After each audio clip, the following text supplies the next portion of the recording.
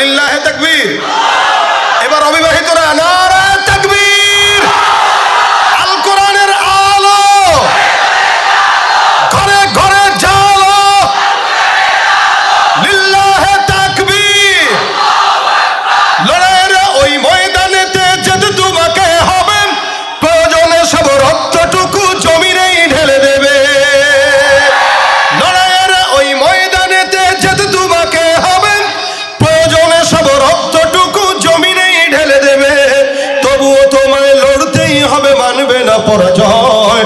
তবুও তোমায় লড়তেই হবে, মানবে না পরাজয়। বিপ্লব মানে জীবন দেয়া, বসে থাকা নয়, সে কোনদিন আসবে না রে। মাশাআল্লাহ, সে কোনদিন আসবে না রে। বিপ্লব মানে জীবন দেয়া, বসে থাকা নয়, সে কোনদিন আসবে না রে। করো যদি ভয়, আসবে বিজয় রক্ত আর জীবনের বিনিময়। আসবে বিজয় রক্ত আর জীবনের বিনিময়। বিপ্লব মানে জীবন দেয়া, বসে থাকা নয়, সে কোনদিন আসবে না রে। সে কোনদিন আসবে না রে। ধর্মকে আজ পুঁজি করিয়া কাল ভরা বলি দিয়ে, কত যে সুফি খুশিতে মাতাল হাদিয়া তো হবে। ধর্মকে আজ পুঁজি করিয়া কাল ভরা বলি দিয়ে, কত যে সুফি খুশিতে মাতাল হাদিয়া তো হবে। ভণ্ডামির ওই শিকড় তুলে সত্যের আনো জয়। ভণ্ডামির ওই শিকড় তুলে সত্যের আনো জয়। বিপ্লব মানে জীবন দেয়া, বসে।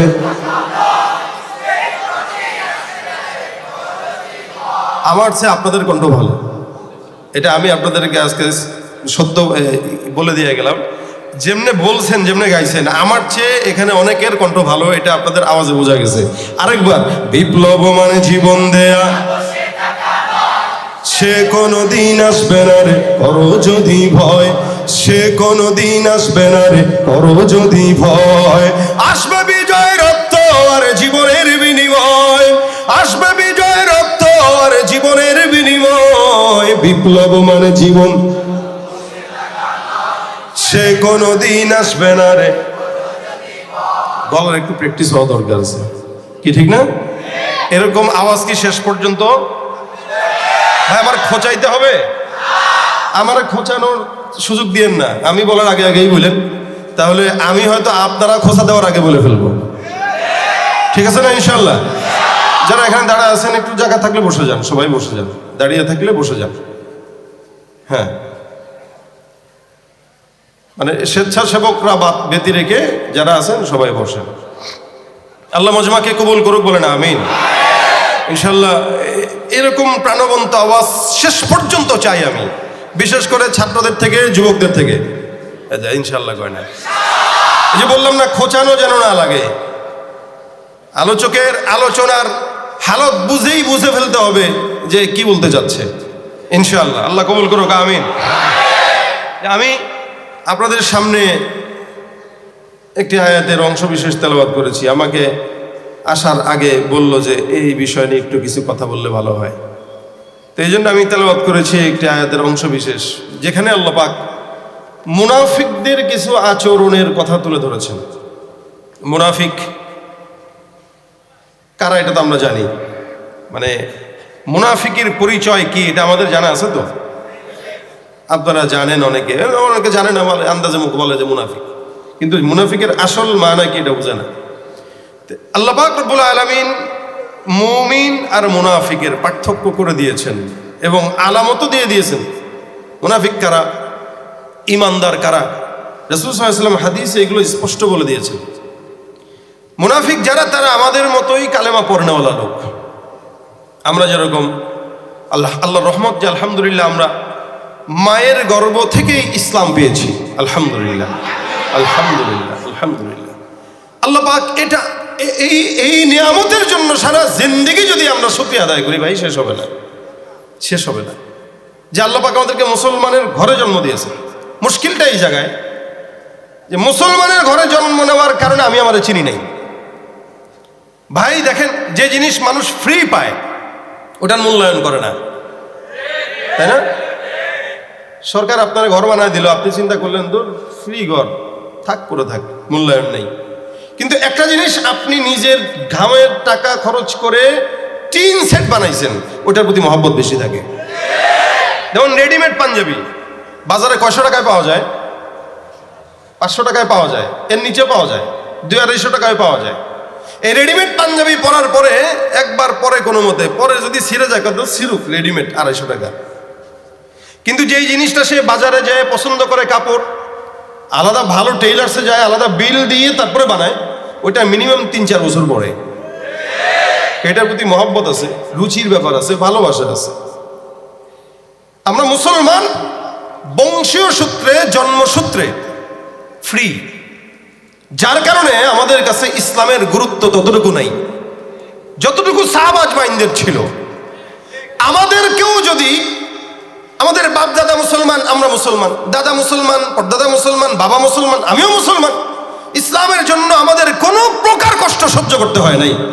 যদি সাহাবা আজমাইনদের মতো ইসলাম মানতে যেয়ে, পালন করতে যেয়ে প্রতিটা পদক্ষেপে রক্ত দেওয়া লাগতো, তাহলে জীবনের প্রত্যেকটা পদক্ষেপে ইসলাম ছাড়া অন্য কোনো আদর্শ পালন করতে পারতাম না। এটাই সত্য, এটাই সত্য। যেহেতু ফ্রি পেয়ে গেছি, গুরুত্ব নাই। বাবা মুসলমান, আমিও মুসলমান, পড়ছি লা ইলাহা ইল্লাল্লাহ মুহাম্মাদুর রাসূলুল্লাহ। এজন্য আকসার মানুষ মুসলমান দাবি করে কিন্তু ইসলামী শরীয়তের আইন পছন্দ করে না। এগুলো সব মুনাফিক। মুসলমান দাবি করে, আল্লাহর কোরআনের বিধান পছন্দ করে না, সব মুনাফিক। যদি এই দেশে মুসলমানেরা আল্লাহর কোরআনের বিধান পছন্দ করত, রামিসার মতো শিশু বাচ্চারা ধর্ষিত হওয়ার 5 দিনের মাথায় ধর্ষকদের শাস্তি বাংলার জমিনে মুসলমান দেখত। কিন্তু এরা মুসলমান দাবি করে, আর যখন আমরা বলি ধর্ষকদের শাস্তি কোরআন অনুযায়ী দেন, তখন বলে না আইন আদালত তো আছে। কিসের আইন আদালত? যে আইন আদালতে আল্লাহর কোরআন চাইবে না, ওই আইন আদালত আমরা মানতে চাই না। এজন্য ভাইরা আমার, মুসলমান দাবি করে, সাহাবা আজমাইনদের মতো না। যার কারণে সাহাবা আজমাইন প্রতিটা পদক্ষেপে আমার ইসলাম ঠিক আছে কিনা, আমার ইমান ঠিক আছে কিনা, আমি কি ইমানদার আছি না মুনাফিক আছি, এটা দেখতে হবে আগে। ভয় পেয়ে যেতেন সাহাবা আজমাইন। আর আমরা মুসলমান আছি, এটাই বড় পরিচয়। এবার মুনাফিক হইলাম, নাস্তিক হইলাম না বেঈমান হইলাম, ওদিকে কোনো নজরই নেই। কারণ ওই যে জন্মসূত্রে পেয়ে গেছি, এটা সহজলভ্য আমার কাছে। আল্লাহ পাক রব্বুল আলামিন এই জন্য মুসলমান আর মুনাফিকদেরকে আলাদা করছে। মুনাফিক এটা প্রাথমিক অবস্থায় 2 প্রকার। প্রাথমিক অবস্থায় কয় প্রকার ভাই? 2 প্রকার। আমি আপনাদেরকে শিখাইতেছি না, আমি আপনাদের সাথে মুজাকারা করতেছি, আপনাদেরকে একটু শোনাইতেছি, এতে আমারটাও একটু পোক্ত হবে, আপনাদের একটু হয়তো পোক্ত হবে। 1 নম্বরে হচ্ছে আকীদাগত নেফাকি, আরেকটা হচ্ছে আমলীগত নেফাকি। আকীদাগত নেফাকি মানে বিশ্বাসের ক্ষেত্রে যে কেউ একজন নিজের বিশ্বাসে সে ইসলামকে তেমন পছন্দ করে না, কিন্তু মুসলমান পরিচয় দিতে পছন্দ করে। যে কেউ মুসলমান যারা নিজের বিশ্বাসের দিক থেকে সে শরীয়ত পছন্দ করে না, চুরি করলে হাত কাটা হবে এটা পছন্দ করে না, ইসলামের আইন বিধান পছন্দ করে না, কেউ কালে নামাজ পড়ছে পছন্দ করে না, কারণ নামাজ কালাম এগুলো চলে 2026-এ এসে, পছন্দ করে না। কিন্তু কেউ যদি তাকে জিজ্ঞাসা করে ভাই আপনি কি মুসলমান? অবশ্যই মুসলমান, আমার বাবা মুসলমান, আমি মুসলমান, কে বলে আমি মুসলমান না? তার মানে সে মৌখিকভাবে মুসলমান দাবি করে, অন্তরের দিক থেকে ইসলাম পছন্দ করে। এরা হচ্ছে 1 নম্বর মুনাফিক। এই টাইপের মুনাফিক এদেশে হাতে গোনা কয়েকজন। আপনি ডানে তাকান, বামে তাকান, পিছনে তাকান, সামনে তাকান, সবই এই হালতের। যদি তাই না হতো ঘুষখোর এদেশে থাকতো না, তাই না হতো সুদখোর থাকতো না, ধর্ষক থাকতো না, চাঁদাবাজি, চাঁদাবাজি, দুর্নীতিবাজ থাকতো না। যদি তাই না হতো এরা থাকতো না। উপরে দাবি করে আমি মুসলমান, কিন্তু শরীয়ত পছন্দ করে না, ইসলাম পছন্দ করে না। আকীদার দিক থেকে এরা মুনাফিক, বিশ্বাস করে না, ইসলামের আইন সত্য বিশ্বাস করে না, মানতে চায় না। 2 নম্বর আমলীগত মুনাফিক, ওটারে বলে মুনাফিকে আকবর, এগুলো সবচেয়ে বড় মুনাফিক ওগুলা। আর যেটা আমলের দিক থেকে মুনাফিক যারা, এদের হালত হইল এরা নিজেদেরকে মুসলমান দাবি করে কিন্তু নামাজ পড়ে না, ইসলামও পছন্দ করে, ইসলাম পছন্দ, বুঝে যে নামাজ পড়া লাগবে, কিন্তু নামাজ পড়ে না, ফজর পড়ে না, এশাও পড়ে না, মাঝখানে মাগরিবটা জোহরটা কোনো মতে ঠেলে এসে পড়ে। আপনারা বিশ্বাস করেন এই আপনাদের মসজিদ কোনটা? এটা। আচ্ছা বলেন তো এই মসজিদে, আপনারা বলেন এই মসজিদে ফজরের নামাজের দিকে যদি আপনারা একটু নজর দেন, আপনারা দেখবেন ফজরের নামাজের দিকে তাকাইলে বাংলাদেশের সব মসজিদে ফজরের নামাজের দিকে তাকাইলে মনে হয় না এদেশে কোনো মুসলমান আছে। কথা সত্য না মিথ্যা? আর আজকে যে জুমা পড়লেন, জুমার মুসল্লির দিকে তাকাইলে মনে হয় না এদেশে কোনো নাস্তিক আছে। বাংলাদেশের যত মসজিদ, যতগুলা মসজিদ, 2 তলা 3 তলা 4 তলা 5 তলা, হুজুর আমাদের মসজিদদের যদি কালেকশন করেন, কেন ভাই 4 তলা ছাদ দেওয়া লাগবে? 3 তলা তো আছে। জুমার নামাজের লোক জায়গা হয় না। তার মানে প্রত্যেকটা মসজিদ বড় হয় শুধুমাত্র জুমা কেন্দ্রিক, ফজর কেন্দ্রিক কোনো মসজিদ বড় হয় না। কারণ ফজরে তো 5 জনই পাওয়া যায় না। আমি আপনাদেরকে শোনাই আমার ঘটনা বলতেছি। গত 2 বছর আগে আমি সাধারণত আপনাদের এই চট্টগ্রামটাই মাহফিল রাখি কম রাখি। কেন? আমার ওখান থেকে আসতে একটু কষ্ট, জ্যামজটের রাস্তা থাকে, এই জন্য একটু এই সাইডগুলা কুমিল্লা পর্যন্ত, ফেনী পর্যন্ত ঢুকি, এরপর আসতে জ্যামের কারণে আসতে চাই না। তো একবার আসছিলাম এই চট্টগ্রাম থেকে প্রোগ্রাম করে, ফেনীর থেকে প্রোগ্রাম করে কক্সবাজার চকরিয়ার দিকে যাব। সকালবেলা ফজরের আজান থেকে শুরু করে আমি মোটামুটি 30 মিনিট খালি ঘুরছি কোনো মসজিদ পাওয়া যায় কিনা ফজর পড়ব। ভাই ওয়াল্লাহি আমি কোনো মসজিদের তালা খোলা পাইনি। রোডের পাশে যতগুলো দেখলাম, পটিয়া টটিয়া পার হয়ে কোনো এক মসজিদে দেখলাম যে মোটামুটি 3 জন না 4 জন লোক মুরব্বী নামাজ পড়তেছে। পরে মসজিদে ঢুকলাম, আমি অবাক হয়ে গেলাম। চট্টগ্রামের মানুষ, এত ওলামা একরাম চট্টগ্রামে, এত আল্লাহওয়ালা বুজুর্গরা, যেখানে শাহ আহমদ শফি রহমতুল্লাহ আলাইয়ের ভূমি ছিল, যেটা আজ জুনায়েদ বাবুনগর রহমতুল্লাহর ভূমি ছিল, এই জায়গায় আমি ফজর নামাজ পড়বো, মসজিদ বন্ধ। আজীব অবস্থা। আকসার আমি দেখলাম এই অবস্থা। আর অন্যান্য মসজিদে যাবেন ফজরের সময় দেখবেন 1 জন 2 জন 3 জন 4 জন, এর বেশি লোক নাই। তার মানে আল্লাহ কি শুধু ফজর নামাজ জুমার নামাজ ফরজ করেছেন না 5 ওয়াক্তই? কিন্তু এরা মুনাফিক যারা, এরা ফজরে উঠতে পারে না। মুনাফিক যারা, এরা এশা পড়তে পারে না।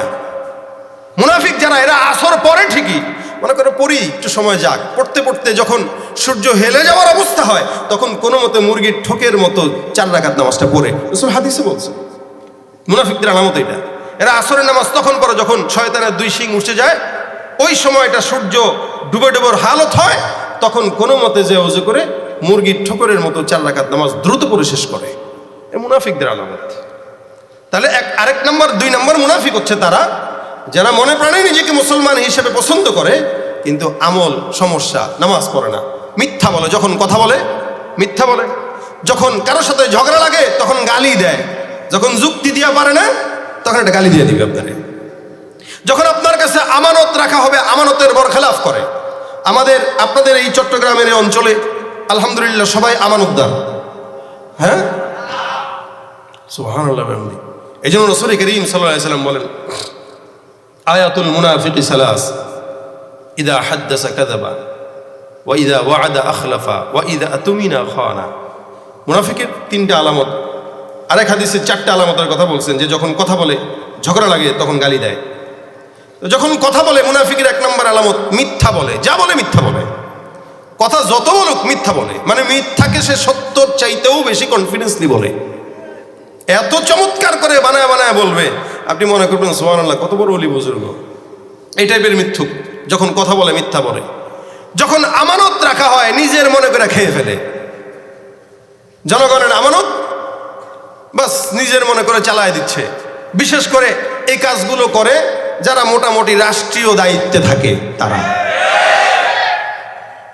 না আপনারা রাগ করছেন এই কথায়? না একটু খুশি তো হয়েছেন না? তা আগে যেহেতু বলেছি এখনো তো বলতে পারি, তাই না? যারা উপরের দায়িত্বে থাকে এদের হালত এরকম, আমাদের টাকা আমাদের সম্পদ আমাদের সব সে দিয়ে দিচ্ছে তার দুলাভাইরে।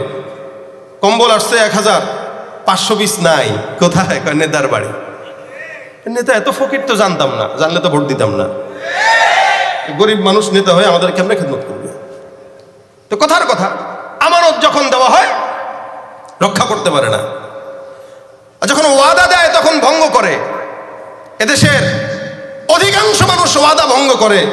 এর ভিতরে অন্যতম ওয়াদা ভঙ্গকারীরা হইলো যারা আমাদেরকে নির্বাচনের আগে অনেক কথা বলে, তাদেরকে আমরা নির্বাচনের পরে আর ওয়াদা মতো পাই না। অধিকাংশ আছে না নাই? যাদের হাতে যায় ক্ষমতা, দেশ যেন বাপের ভিটা, রাখতে চেয়ে আর শুরু করে বিদেশিদের পাচাটা। আর যাদের হাতে যায় ক্ষমতা, দেশ যেন বাপের ভিটা, রাখতে চেয়ে আর শুরু করে বিদেশিদের পাচাটা। বিদেশিদের কথা মতো চালায় ওরা নিজের দেশ, বিদেশিদের কথা মতো চালায় ওরা নিজের দেশ। দেখতে দেখতে গোল্লায় গেল আমার সোনার বাংলাদেশ, দেখতে দেখতে গোল্লায় গেল, দেখতে দেখতে গোল্লায় গেল। একে একে শেষ করেছি, সবার দেখা হইল শেষ। দেখতে দেখতে গোল্লায় গেল আমার সোনার বাংলাদেশ, দেখতে দেখতে গোল্লায় গেল আমার সোনার বাংলাদেশ। মুসলমানের দেশটা মোদের আছে খাতা কলমে, দোষের দোষী যে বাজারেই শাস্তি পায় যে আলেমে।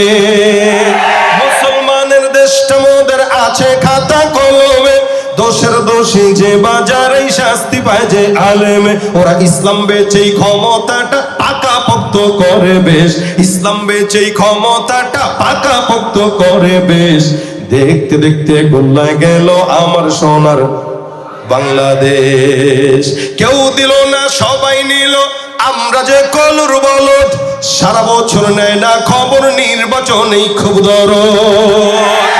কেউ দিল না সবাই নিল, আমরা যে কলুর বলদ, সারা বছর নেয় না খবর, নির্বাচনে খুব দরদ। নির্বাচনের আগে নেতা ধরে কত রকম বেশ, নির্বাচনের আগে নেতায় ধরে কত রকম বেশ। দেখতে দেখতে গোল্লায় গেল আমার, দেখতে দেখতে গোল্লায় গেল আমার সোনার বাংলাদেশ। ঠিক কিনা? ওয়াদা দেয়, রাখে না। তাহলে এই হাদিসে আমরা তিনটা জিনিস পাইলাম। এক নাম্বার যখন কথা বলে কি বলে? জোরে বলেন, কি বলে? আচ্ছা। দুই নাম্বার যখন ওয়াদা দেয় কি করে? ভঙ্গ করে। তিন নাম্বার যখন আমানত রাখা হয় তখন কি করে? খেয়ানত করে। আরেক হাদিসে আরেকটা বলা হয়েছে, যখন ঝগড়া লাগে তখন কি কয়? আপনাকে চট্টগ্রামে কিছু আঞ্চলিক মহব্বতের গালি আছে। আমার এক দোস্ত আছে কক্সবাজারে, রে আমার মহব্বত করে ফোন দিলে ওই গালিটা আগে দেয়। আমি কিন্তু তুই ভালো হবি না, কয়টা তোর মহব্বত বাজি। তা আমি সেটা দিলাম না, আপনাদেরকে আপনারা ভালো করে জানেন। এরকম যদি মহব্বতের গালিগালাজ থাকে এটা দেন, সমস্যা নাই। কিন্তু ঝগড়া যখন পারেন না তখন কয়ে দিলেন একটা, তাহলে ভাই এটা মুনাফিকির